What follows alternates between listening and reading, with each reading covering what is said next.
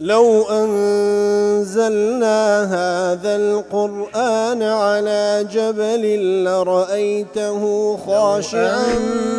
أنزلنا هذا القرآن على جبل لرأيته خاشعا أنزلنا هذا القرآن على جبل لرأيته خاشعا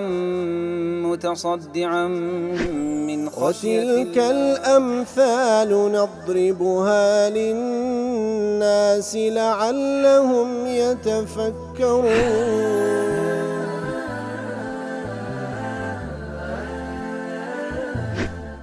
الحمد لله والصلاة والسلام على رسول الله وعلى آله وصحبه ومن والاه. السلام عليكم ورحمة الله. برزنا خوش حالم لواني 1075 لواني كاين تفسير القرآن بيروز بيم وخزمتان ومن بس رزامندي رب العالمين وهي دارم إيوي آزي السودي لور بقرن. أعوذ بالله من الشيطان الرجيم. إن الله له ملك السماوات والأرض يحيي ويميت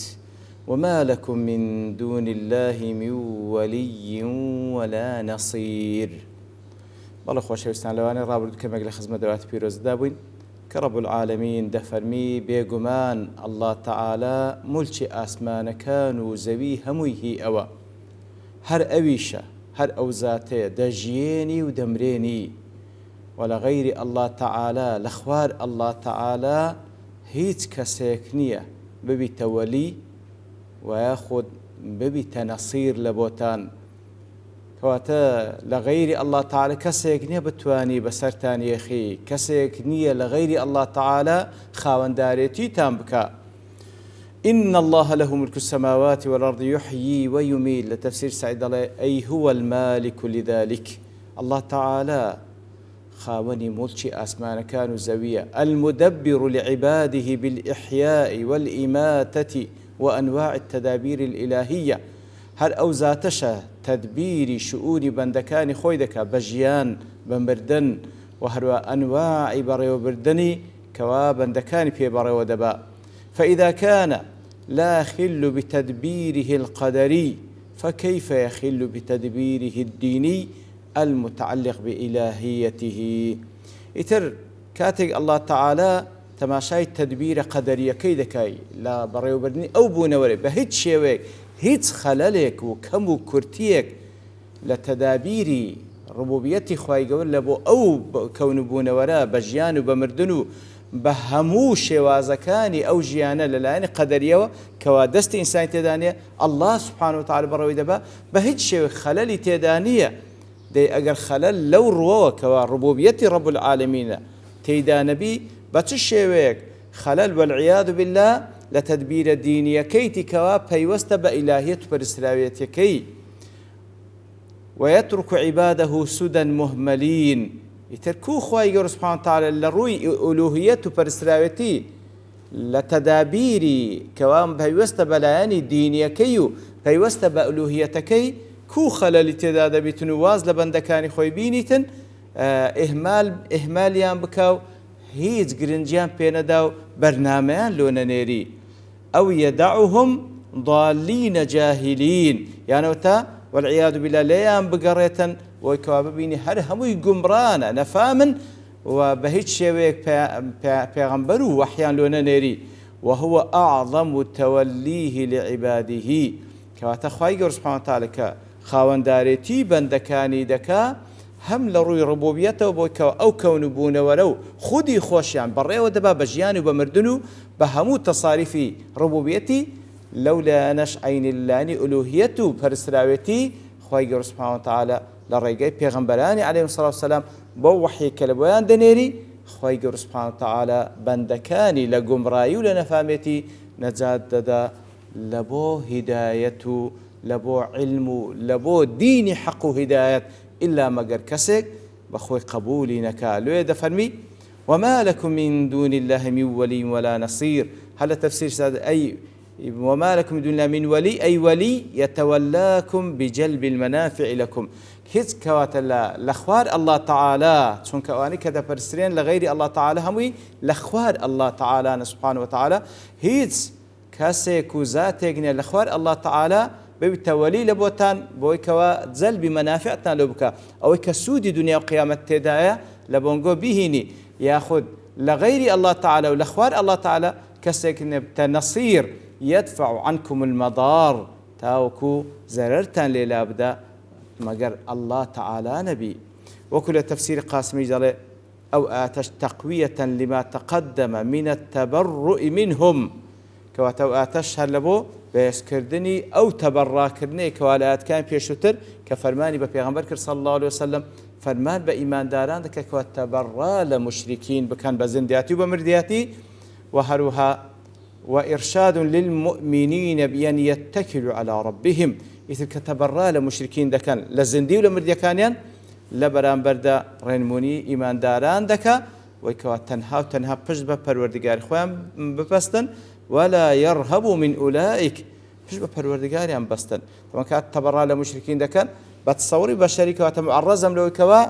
أو مشركان زلال يان بيبقين نا خواهي قد تبران لبكم بزندياتي ومردياتي بجبة پروردگار تان بستن ليان مترسين فإنه إذا كان ناصرهم فلا يضرهم كيدهم ديكاتك والله تعالى ناصريان بي بسريان بيخي بهيش كيد بيلاني مشركين زهرري نابل وإيمان داران وتنبيه على لزوم امتثال أوامره والانقياد لحكمه والتوجه إليه وحده وهروها آقادار كرنوية كوابي يستا بابن بفرمان كان الله تعالى ملكز بلبو حكم الله تعالى تنهى رد لو بلا عبادة لهم هرسكوت كانت إذ لا يتأنى لهم ولاية ولا نصر إلا منه تعالى أبروي هيز خاون داريتيو نصرته سركوتين يغنية تنها لا أوزات نبي لو يشاني ويكوا تنها تجد بوزات بستيو همو عبودية ملكسيتيد هل بوزات بي باشان لآتي دوات الدفرمي لقد تاب الله على النبي والمهاجرين والأنصار الذين اتبعوه في ساعة العسرة من بعد ما كاد يزيغ قلوب فريق منهم ثم تاب عليهم إنه بهم رؤوف رحيم بلام توكيد قسمي بقدر تحقيق دفرمي الله تعالى توبي قبول كرد لبيغمبر عليه الصلاة والسلام لا كوتبرو لبشتوانا كان أواني كوا شوين كوتي بيغمبر صلى الله عليه وسلم لها مكاتكو بتايبتيش في ساعة العسرة لو كاتي زحمته ناخوش يدا من بعد ما كاد يزيغ قلوب فريق منهم لكاتيك دا لو زحمتي وناخوش كتي دابون خريق بو تاقميق لوانا وكوماليق لوانا ضلي زيغو ميلي بكوتنابي والله ثم تاب عليهم الله تعالى موفق كردن لبو التوبة وتوبيان كردو إنه بهم رؤوف رحيم الله تعالى برامبر ببند إيمان داركاني هم رؤوف هم رحيم أو فري رأفته ورحمته أو فري مهرباني وبزيه برامبر ببندكاني إيمان دار لا تفسير قاسمي درباري واتدفرم اعلم أن الله تعالى بزانة الله تعالى لما بين فيما تقدم مراتب الناس في أيام غزوة تبوك لا كان بيشتر الله تعالى باسي لمرتبة خلقك كر لروجاني غزوة تبوك چونك وكو معلومة كوازور بيئات كان لو كاتانيو باب السبب نزولك وكو زانان دفرمون ذات الباس لو موقفانا دكاتن كوا لروجاني غزوة تبوك رويدايو باس لمراتب خلق دكا خلق لو غزوة دا خلويستيان كوبو باس لمرتبة كان يندكا أو ذا أواني كوا باس يندكا مؤمنهم ومنافقهم باس لإيمان دار كان يندكا باس لمنافق كان يندكا إن زاد فريم والمنفق لها طوعا أو كرها باس لو كسان دكا كوا أو كوا بخشي لبيناوي تزهيزي أو زي شيء كوا زي شيء عسري بيد قتري بخوشي وياخذ بإجباره والمرغب فيها أو عنها وهو باس لو كسانكر كسانك وخلشيان هان ددا وبخوشي دتو ياخذ عنها ياخذ خلشيان سار ذكر دوا يتم مرتبة كان هم باسكر والمتخلف نفاقا أو كسلا وأوانك وباش كوتنو نتسونو بقر أو زي شيء كوتن أو زيان بسبب نفاق يان لبر تنبلي وأنبأ عما لحق كلا من الوعد والوعيد. وهروها خواهي گەورە سبحانه وتعالى باسی لە هەر یەک لەوانە کرد ئەوانەی کەوا مووقفی ئیجابی و ئەرێنی و چاچیان هەبوو چ وعدەی چاچی پێدان لە دنیا و لە قیامەت، ئەوانەی کەوا مووقف و هەڵوێستی نەرێنی و سلبیان هەبوو خواهی گەورە چ هەڕەشەیان لێ دەکات لە دنیا و لە قیامەت. وميز الصادقين من غيرهم، ئیتر ڕازگۆیەکان جیا کردەوە لەگەڵ غەیری خۆیان. ئینجا دەفەرمی لە دوای ئەوەی کەوا لەو ئاتانە بەو شێوەی خواهی گەورە ئەو حەقەتەی لەومان باس کرد، ختم بفرقة منهم كانوا تخلفوا، لێیە کۆتایی بە مەراتبەکان دەین مەرتەبەی ئەو خەڵکەی لەو کاتەدا لە دوای ئەو چەند سەنفێک کە ئاماژەی پێدا باسی کرد، کۆتا فەرقە کە لێرەدا باسییان دەکاتن كانوا تخلفوا، ئەوانیش بە پاش کەوتون نەچوون لەگەڵ ئەو جێشەی مەیلەن للدعا، ئەوانە لۆ نەچوون مەیلەن للدعا، بەس لەبۆی مەیلیان لە بۆ پاڵدانەوە و ئیسراحەت هەبوو. وهم صادقون في إيمانهم، لە کاتێکدا ئەوانە ڕازگۆ بوون لە ئیمانەکەیان، يعني منافق نەبوون، بەس تەنها لەبەر ئەوەی کەوا حەزیان لێبوو لە ئیسراحەتدا بژێن. ثم ندموا فتابوا وأنابوا، پاشان پەشیمان بوونەوە تەوبەیان کرد و گەڕانەوە. وعلم الله صدق توبتهم فقبلها، والله تعالاش زانی ئەوانە لە تەوبەکەشیان زۆر ڕازگۆنە لێیە الله تعالى لایانی قبول کرد. ثم أنزل توبتهم في هذه الآية، جا خوای گەورە تەوبەکانی ئەوانی قبول کردو دەربارەی قبولکردنی تەوبەی ئەوانیش خوای گەورە لەو ئاتەدا وای فەرموو وصدرها بتوبته على رسول. کەواتە لێردا باز لە کۆمەڵێک لەوانەیە کەوا عینی بەگەر ئەو جێشەی نەکەوتن، نەک لەبەر نیفاق، نا صادق بوون لە ئیمانەکەیان، بەڵام حەزیان لە ئیسراحەتی و پاشان پەشیمان بوون تەوبەیان کرد، خوای گەورە لیان قبول دەکات. ئیتر باس لە باسی ئەوانە، بەڵام لە سەرەتای ئاەتەکەدا باز لە تەوبەی دەکا بەرامبەر بە پێغەمبەرەکەی عەلەیهی سڵاو وسەلام،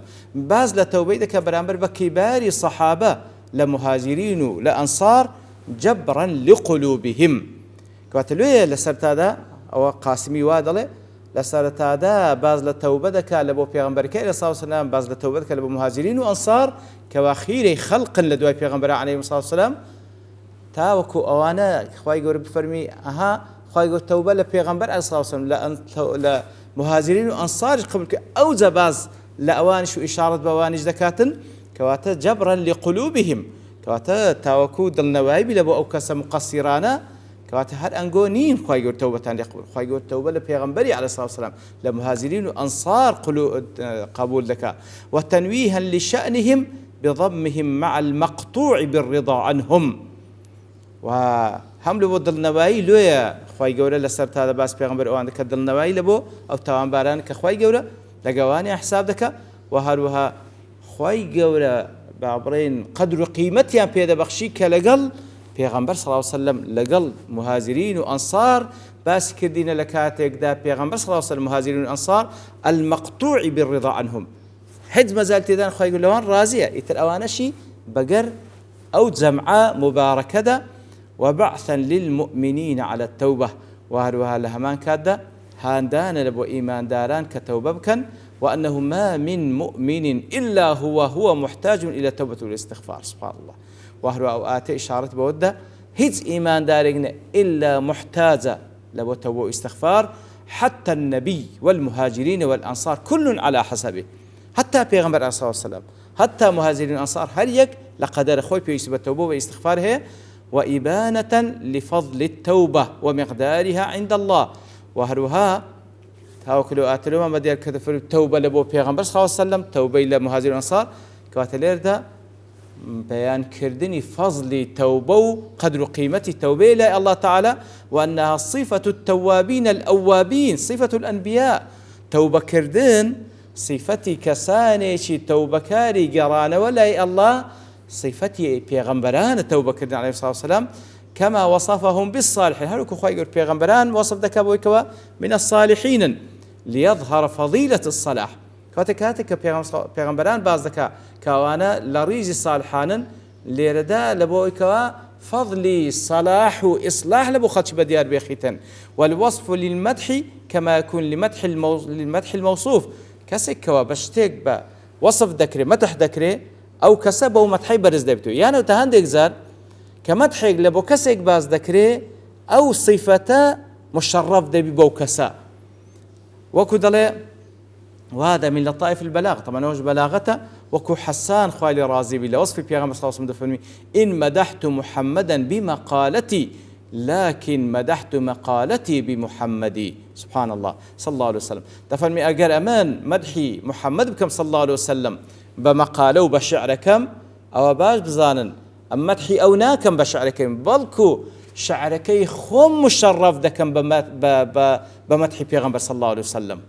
كواتا ليردا كخواي جور وصف بيغمبران دكا بصلاح بتوبكار معنى أوانية كوا أوان مشرف بن بو مدحينا بيغمبران برسترين صفتي عن الله وبشريات كاتك واخواي جور وصف عندك بمدحك كواتا ليردا صلاح وتوبكاري مشرف دبن كوا بيغمبران بيان وصف ذكرين والله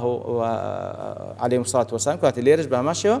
لو خوای گەورە تەوبەی باس کرد لە بۆ پێغەمبەر صلی الله علیه و سلم لە بۆ مهاجرین و ئەنصار ئەو زە ئیشارەت بۆ کۆمەڵەکە سەجدەکە کەوا فعلا متخلف بوون بەگەر نەکەوتن بەڵام منافقیش نەبوون بەس لە بۆ ئیسراحەتی پاشان تەوبەیان کرد پەشمام و خوای گەورەیان قبول دەکا بەگەر ئەو جامع مبارەکەشیان دەخا کەوا سەرقافلەکەی محەممەد المصطفى صلی الله عليه وسلم و هەروەها مهاجرین و ئەنصارە والله أعلم. ئیتر دیارە ولا قاسمی بۆ شەوەی ئات کە تەفسیرەکە دیار لە تفسير كان تريج باسي أو آتذكن اللهم لبرتواب كان دوسين بمجتمع رب العالمين لا وأني دهت دين وخزمتي. وصلى الله وسلم على نبينا محمد وعلى آله وصحبه أجمعين وآخر دعوانا أن الحمد لله رب العالمين. لو أنزلنا هذا القرآن على جبل لرأيته خاشعا أنزلنا هذا القرآن على جبل لرأيته خاشعا أنزلنا هذا القرآن على جبل لرأيته خاشعا متصدعا من خشية الله. وتلك الأمثال نضربها للناس لعلهم يتفكرون.